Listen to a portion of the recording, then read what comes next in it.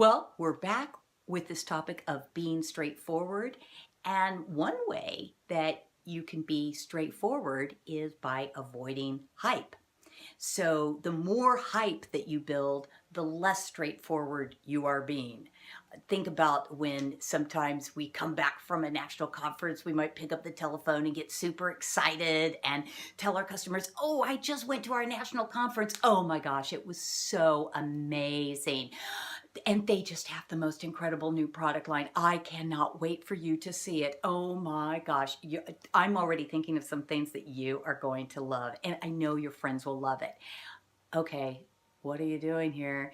You're building this pressure. It's like a pressure cooker, and you can just, and what's your prospect supposed to say? Oh my gosh, that sounds fantastic, Tammy. Book me on the 22nd of August. But prospects don't do that. They're waiting for you to ask them. Have you ever done this? Have you ever gone on, and then they don't say anything, and you're going, well, and then you say, oh, well, I only have a few dates left. Did you want to book on such and such or such and such? Now, sometimes it works, and you think, oh, that does work, okay? But just because somebody books with you doesn't mean that it worked. Because remember, prospects have the final say, and they can go out of communication and not hold that booking, right? Or they can just flat out reschedule it or cancel it. Oftentimes they like to reschedule and then cancel, right? But so you can see the prospect has the final say. And even with a product, they can buy it, but they can return it. So pressure does not really work that well, especially if you as the salesperson are uncomfortable.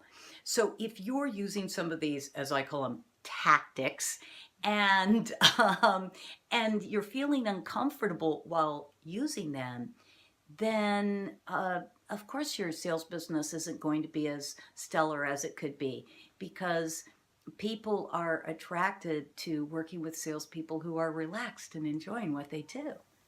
So, and especially in this business, when they're booking parties and they're introducing their friends to you, oh my gosh, that's really important. You've got to be relaxed. So, in some of the feedback that happened from the last couple of days, I noticed that one way that people build pressure is in questions that they ask. And of course, they're not meaning to, and I get that. But if I say to you, let's try it again. If you say to me, Tammy, do you like free products? I'm going to feel like an idiot to say no, right?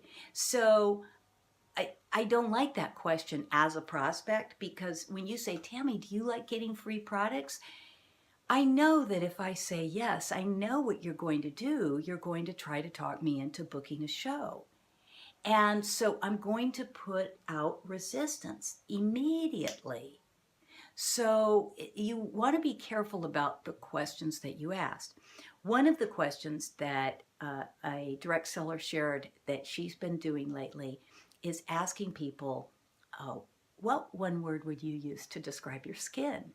And she's obviously in the skincare business.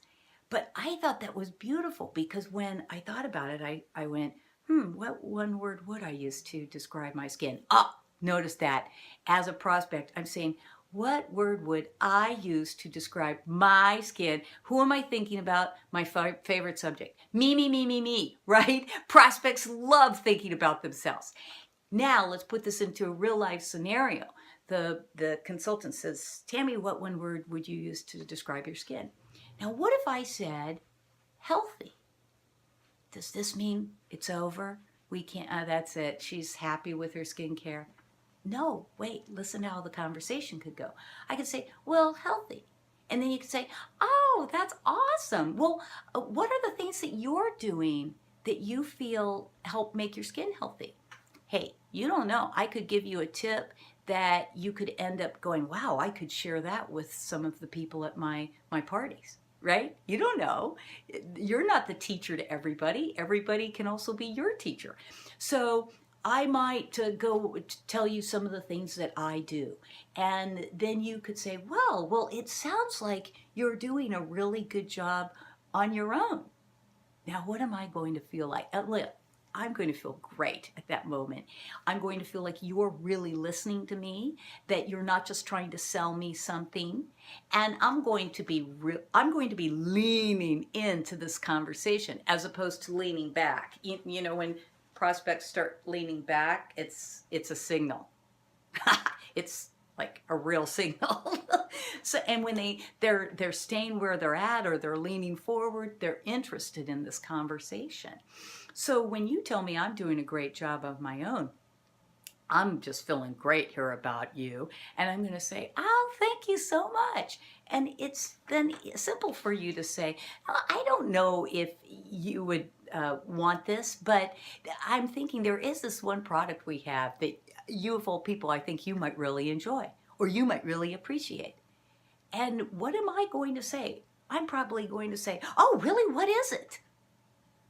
Yeah. Even if I'm happy with my skincare line, whatever, haven't you ever seen most people's, what do they call that, medicine cabinet? When you open it up, there's just tons of different products.